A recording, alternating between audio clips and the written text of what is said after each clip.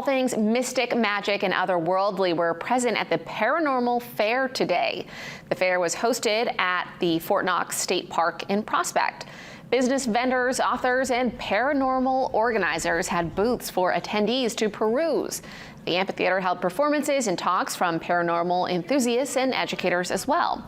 From aliens to ghost hunters to Bigfoot investigators and more, the fair displayed all things cryptic and creepy. We talked to one vendor who explains why the paranormal is so alluring to some. People really like mysteries, and they like natural history mysteries.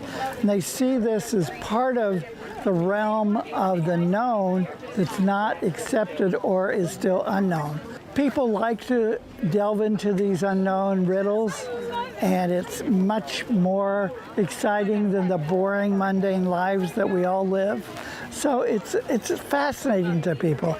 And it doesn't need to be gory or horrible or anything like that. It's kind of fun.